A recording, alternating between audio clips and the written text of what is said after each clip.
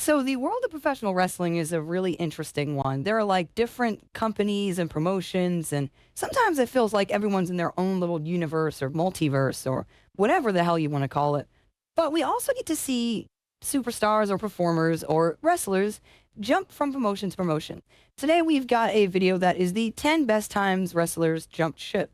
If you guys would like to support the original uploader of the content, you can click the top link in the description to show them support. And of course, they have a bunch of other content, so I highly recommend if you're into wrestling content, you check them out. If you want to react to content with me, you can check out the bottom link of the description. It should have the Twitch link there. I'm not always online or not always live, so you might have to catch me when you do. If you're a young one, though, you got to stay away. I don't make content for the little ones, so I'm going to have to ask you to scram. I use colorful language. I don't want you getting in trouble, and I'm not going to be responsible for someone's kid here and some nonsense. That being said, let's get right into the video. Hope you guys are ready for a good one. As long as there is more than one single wrestling company out there, odds are that some wrestlers are at some point going to jump ship. It's been happening for decades and will continue to happen, especially now that there are once again several appealing options for talent to explore. We've seen in recent times, for example, how wrestlers are now having to let their WWE contracts expire and leave the organization in order to join All Elite Wrestling. The reasons for jumping can be manifold, but usually come down to either money, creative satisfaction, or a combination of both. A wrestler jumping can be a huge deal because in a business where perception is reality, a worker choosing to hop from one company to another certainly says something. It also gives the promotion that the wrestler has signed for plenty of ammunition to stick it to the competition by having the new arrival do something like, say, I don't know, dumping their title belt into a trash can or Was actually very foul work, by the way. She's super duper messy for that. It was a gangsta move, but she's very messy for that. I don't think they would even try to permit something like that to happen these days. Like, no way. There's got to be a clause in your contract, like, yo, you'll get sued to the fucking ends of the moon if you so much as try. On live TV. It's not always that wonderfully spiteful, of course, but whenever a big name star goes from one place to another, it usually causes a stir and makes for riveting viewing. I'm Adam Pacitti from Cultaholic Wrestling, and these are the 10 best times wrestlers jumped ship. My guy, Adam. Okay. Number 10, Big Show to WWE. Paul Big Show White was with WWE for so long that you would be forgiven for forgetting that he actually spent the first couple of years of his career in WCW. White competed for Ted Turner's league as the Giant. I've seen like nothing of Big Show back then, aside from the fact that he would do like drop kicks and moonsaults. That's so weird to me. That is not the Big Show I know. A man doing drop kicks? That's a big dude. That's a big dude. The Giant, by the way. Initially brought in as the kayfabe son of Andre the Giant in a battle with Hulk Hogan. Possessing the size, look, and athleticism required to make it to the very top, it wasn't too shocking when the Giant won the WCW World Heavyweight title, beating the Hulkster in his very first match. He had initially tried to get into WWE before WCW took an interest via WWE referee Mike Chioda, who met White when the big man was bouncing at a Philadelphia nightclub. Chioda's attempts to orchestrate something failed when Pat Patterson erroneously believed that Chioda was trying to fob Elegante off on him. Vince McMahon was reportedly furious with the oversight, but he did eventually sign White to a 10-year deal worth roughly $1 million per year. I did go for $1 million per year. I would live way below my means. We should make that happen, fellas. Let's all donate to the Ghost Girl Fund. We need to get $1 million per year. I'll start. I'll donate $1, and then you do it. And then you do it. Yeah. Debuting at the February 1999 St. Valentine's Day Massacre pay-per-view by attacking Stone Cold Steve Austin in his match with McMahon, The Big Show made an instant impact and further bolstered WWE's ranks during a time where they began to pull away from the competition in the Monday Night Wars. White proved to be a tremendous asset because while his creative direction often left a lot to be desired, he added much both in the ring and backstage. Number 9, Christian to TNA. 2005 seemed like the year that Christian All right, my man Captain Charisma has definitely been seen in several promotions by this point. But I'm not familiar with like his tenure in TNA. So as I wonder if like he actually was able to, get out there and do creative stuff with his character or like, push himself to realms beyond what we saw in WWE. That was definitely like limited in my exposure. Even to WWE, I was limited in my exposure. Like, we didn't have cable growing up, so I was just watching shit that popped up on SmackDown. For like the longest. I was like, okay. was finally going to break out of the mid-card pack and establish himself as a main event player in WWE. He had successfully shed his tag team image and reputation and now looked and carried himself like a single star. Displaying a new air of confidence, Captain Charisma always worked his backside off in the ring and was about as solid as a worker as they come, but he also added new facets to his game, noticeably improving his mic work to the point where he could verbally duel with WWE champion John Cena. Christian was hungry and over, and by rights should have been given a chance in a Christian program versus with Cena Cena, on the mic but is a thing? Hold on. never pulled the trigger, instead making him a third wheel in Cena's feud with Chris Jericho before sending him off to SmackDown, where he failed to gain any momentum due to indifferent booking. When his contract came up, he elected against re-signing, making his last on-screen WWE appearance at Taboo Tuesday before showing up in TNA at the Genesis pay-per-view just 12 days later. A major coup at the time, Christian was not some washed-up WWE reject looking for a lighter schedule, but a proper difference maker who still had a lot to contribute and proved a shrewd investment over the course of the following years. Number 8, Rick Rude to WCW. Ravishing Rick Rude was something of All right, 1 second. I'm sorry. Dude, this still? Right here? My man is definitely being drop kicked in the neck. Like that is a neck drop kick, but it's not a regular drop kick. Was Rick Rude really doing that to people? Is this correct imagery? Well, maybe this is unrelated, right? Maybe this is just unrelated and someone just had to be here. What the hell? Rick Rude to WCW. Ravishing Rick Rude was something of a nomad during the 90s, leaving WWE at the beginning of the decade and bouncing around from the Indies to WCW to Japan to ECW to WWE and finally back to WCW again. He didn't spend all of that time wrestling though, since an injury sustained against Sting on a New Japan show in 1994 forced him to retire from in-ring action. But Rude was versatile and still had something to contribute in the form of being a heavy for different groups, whether it was the Triple Threat or D-Generation X. When Rick was acting as the insurance policy of Shawn Michaels' Triple H in China, he was actually doing so on a pay-per-appearance deal, as he hadn't signed a proper contract with WWE, though they were negotiating one. And that is pretty crazy when you think about it, since Rude had a hot temper and had previously left the company due to a business dispute with Vince McMahon. And then he walked away again, following the events of the 1997 Survivor Series in Montreal, furious at the treatment his friend Bret Hart had been on the receiving end of, and accepted a deal with WCW. This led to the novel. He's a pretty stand-up guy for doing that. Not gonna lie, pretty stand-up guy. If I leave YouTube for Rumble, you gotta come with me. I'm not telling the fucking Rumble. That's crazy. Situation where Rude was able to appear on both a taped episode of Raw and a live Nitro in the same night. Rude cheekily shaved his facial hair in order to tip off that the WWE show was airing on a delay. Number 7, the Radicals to WWE. Losing one top talent to the competition has to... My goat. My favorite wrestler of all time, right here. My goat. My goat. If you know, you know. My goat. I will accept zero, absolutely no Eddie Guerrero slander ever. Not in this lifetime or the next. Stop playing with me. I will beat your knees with a bat.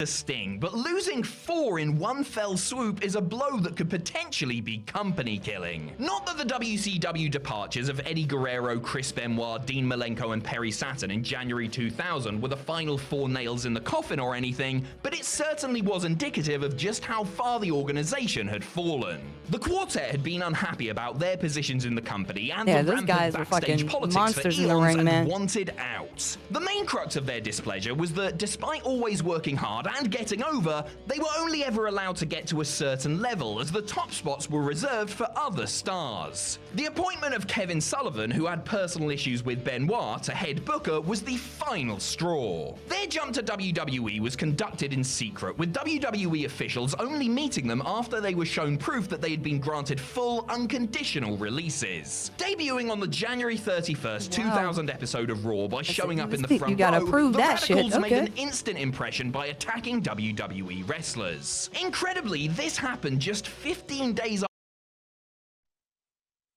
Always love those debuts where people like they start off in the crowd and then they pop out doing some wild shit. I always love those. I'm such a mark, dude. I'm sorry. I'm a mark. after Benoit was crowned WCW World Heavyweight Champion, though WWE had no interest in making a big thing of it, since they were already well on top by that point, and the WCW World title held about as much value as my charity shop VHS collection. Number 6, Chris Jericho to WWE. One of the reasons the Radicals must have felt good about going from WCW to WWE was seeing how it had worked out for their pal and former co-worker Chris Jericho. Y2J was another who had grown tired of constantly swimming against the current His in debut WCW was so hyped and up, decided but it to was try sick. his It was luck sick. elsewhere. Successful in Mexico, Japan, and ECW before WCW, Jericho was pigeonholed as a cruiserweight mid-carder in Bischoff's League, someone who could be depended on to go out and have a nice little match and entertain people, but not someone who was ever going to be booked in a headline program. He tried, bless him, engineering his own feud with Goldberg, which could and probably should have generated some big money on pay-per-view, until the kibosh was put on it by the powers that be and Goldie himself. Seeing the writing on the wall, Chris Jericho opted against signing a new contract and instead put pen to paper with Titan Sports. Though everyone knew the Millennium Clock seen on WWE television was almost certainly there to usher in his arrival, the Ayatollah of Rock and Roller's debut was still a major moment as he interrupted The Rock's promo on Raw. Despite a somewhat shaky start to life in his new surroundings, Jericho went on to have an incredible WWE career while the WCW ship continued to sink. Number 5, Lex Luger to WCW. WWE tried to make Lex Luger the next Hulk Hogan. They really tried. Incessantly tried. Tried beyond all justifiable reasoning, to be honest. I mean, he slammed the evil foreigner on the USS Intrepid on July 4th. He had his own red, white, and blue bus, for God's sake. But the wheels came off the Lex Express when Luger failed to show an ounce of the passion or charisma that the Hulkster had in his pomp. Sure, he was a tall, chiseled stud with blonde hair, but he wasn't Hogan, no matter how much Vince McMahon wanted him to be. Hairstyle is kind of crazy. My man Def got the mullet of the time. As the Allied Forces tag partner of British Bulldog, but he wasn't happy in the company and had told his WCW buddy Sting that he wanted to return to Atlanta. The Stinger put in a word with WCW Vice President Eric Bischoff, who wasn't keen and lowballed Luger on money, only to be surprised when the total package accepted the offer. One day after wrestling on a WWE house show, Lex Luger, whose contract with WWE had quietly expired, showed up on the very first episode of Nitro, signaling the first shot fired in the Monday Night Wars. Like, yeah, you know what it is. That had to be so crazy back then. Like, I know there are like, what is it, like 90-day non-compete clauses nowadays when people leave the promotions. So like back then it was definitely like, fuck this shit. I'm going to Atlanta tomorrow. And it would just pop up on the show there. That's what I think the Rick Rude one is the craziest. Like, yeah, that was wicked. That was evil. In case fellas didn't know that shit was like pre-taped, that was evil. That's some dirt. Fanatics of dirt right there. Number 4, Jon Moxley to AEW. Similar to CM Punk in a lot of ways, WWE simply worked Dean Ambrose into the ground. By the end of his tenure, nobody was working more matches on a yearly basis than the Lunatic Fringe, and with the insane schedule came injuries and burnout. It wasn't the aches and pains and tiredness that was really getting to Ambrose, however, as the former Shield member likely would have re-signed for big money if he'd had any confidence in WWE's creative. But as he's made clear many times since leaving in the spring of 2019, he really didn't. And who can blame him? Despite his obvious talent, popularity, love of the business, and willingness to do whatever was asked of him, Ambrose was consistently given some of the worst writing imaginable. Yeah. So much so that the former WWE champion stock was seriously devalued, and he became just another face in the crowd. Dude, they had him wear like a Bane mask. They have like a Bane mask and walk around talking about like bacteria or some shit. I'm like, what the fuck is it? What happened? This isn't my beat, Ambrose. What happened? That's fucked up, vid.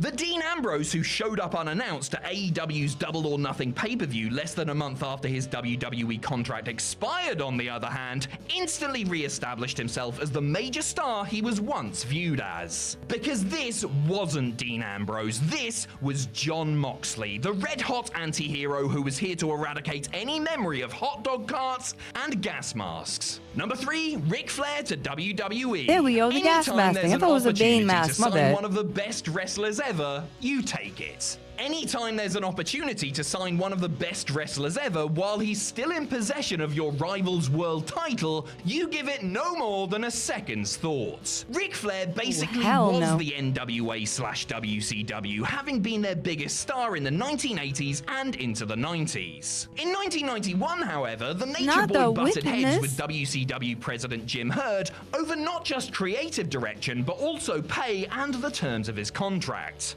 Rumors were that Herd wanted Flair to shave his head, wear a diamond earring, and change his name to Spartacus. Yo, that's criminal. Even the insinuation via Photoshop is absurd, bro. I'm whooping somebody's ass for you, Rick. Don't worry. I'm going back in time. I'm whooping somebody's ass for this. This ain't right. Then I'm coming back to the present, and whoever photoshopped this is also going 1-0 with the Undertaker. I can't let you do this. I can't let you do this, bro. Wait a second, was that Jim Herd in charge or Vince Russo in a Jim Herd mask? He was also asked to take a substantial salary cut to boot. Naturally, the dirtiest player in the game wasn't going for any of that, and not long after being fired by Herd, showed up on WWE television holding the NWA World Heavyweight title belt and proclaiming himself as the real world's champion. Flair in WWE was a big deal at the time and instantly threw up fresh matches against Hulk Hogan, Roddy Piper, Randy Savage, and others, and demonstrated just how far ahead Vince was at the time when it came to competition between both companies. Number 2, Kurt Angle to TNA. From the outside looking in, Kurt Angle's 2006 WWE... Alright, so I know Kurt Angle only from like watching SmackDown as like a kid. Well, I won't say I only know him from that, but that was the most exposure I got to Kurt Angle as a kid watching wrestling, I should say. So everything that happened in TNA, I was not privy to. Like, I've only seen TNA Kurt Angle through like clips recently, and it seems like during that run, during that time, that was like if Kurt Angle in WWE was like fucking base form Kurt Angle, he went Super Saiyan in TNA with all those damn spots he was doing. That is insane.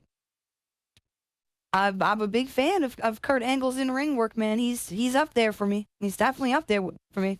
He could be so silly and like the segments on the mic and all that, but like when he got in the fucking ring, dude, you forget this was a character that had like drinking milk and shit. Like them fucking straps come down.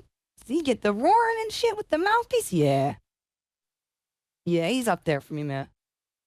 Release was truly shocking. This was Kurt Angle, a solidified main event player, a man who had done everything there was to do and who, despite several serious injuries, was still able to perform at an elite level. Behind the scenes, however, the Olympian's health and behavior had been troubling management for some time. His personal issues were getting out of control and the injuries were worse than he was letting on. WWE felt as though they had to let him go for his own good, man. lest he become another tragic pro wrestling statistic. The understanding was that Angle would take some time away, get his health back to where it needed to be, and take care of his substance abuse issues. Then he would be welcomed back into the fold. Kurt had other ideas though, and instead, less than a month after he was given his P45 by Vince, his signing was announced by TNA. That's such a twist I don't think anyone is ready for. And like to know that it was straight up banger after banger with him in TNA is like, wow. that's definitely like, OJ, that's a crazy ass what if, right? Like what if he never went to TNA? What if there was a Kurt Angle split in the timeline where he came back after being given that kind to like recover? That's kind of spooky, right? That's a little crazy. This was huge at the time because TNA were on the up and the acquisition of Angle was seen as something that could take them to the next level. He proved good value over the course of the next decade as he had a hell of a second career in Orlando. Number 1, Scott Hall and Kevin Nash to WCW. WCW were able to lure former WWE stars to come and work for them due to the big guaranteed money they could offer, as well as an easier schedule. It's what brought Hulk Hogan, Randy Savage, Bobby Heenan, Gene Okerlund, and scores of others down south. Each ex-WWE guy had their merits, but few who jumped ship had quite the impact of the 1-2 punch that was Scott Hall and Kevin Nash. The former Razor Ramon and Diesel were both disgruntled with the grind and plateauing pay that they had encountered in WWE and left the company in the spring of 1996. And since this was the mid-90s and most people needed a flux capacitor to even get the slowest potato quality internet, news of their departures was not exactly far-reaching. So when Hall showed up on Nitro talking about bringing a war to WCW, he could have conceivably been a member of the opposition going into business for himself in someone else's territory. Nash followed soon after and joined the fun, sowing the seeds for the New World Order group and storyline that would help turn the tide in the Monday Night Wars. That's such a crazy like point in wrestling history, right? Like it's cool that we have these fucking like these nexus moments, these like fucking big bangs, like, oh, by the way, this shit set this whole thing off. I love that. I fucking love it. This video was awesome. If you guys would like to support the original uploader of the content, you can click the top link in the description to show them some love. If you guys want to react to content with me live on Twitch when I do go live, you can hit the bottom link in the description. You should be able to catch me there every once in a while. I don't let you know when I'm booting up. You just got to catch me. I'm a ghost. What are you doing? What are you doing telling you I'm here? Boo, I'm it. That being said, I appreciate you. If you made it this far, you're not subscribed yet, you might as well subscribe. What are you doing? You hanging out with me? Come on, let's do this. I'll see you in another video. YouTube thinks you might like one of the ones on screen, so you should probably click that.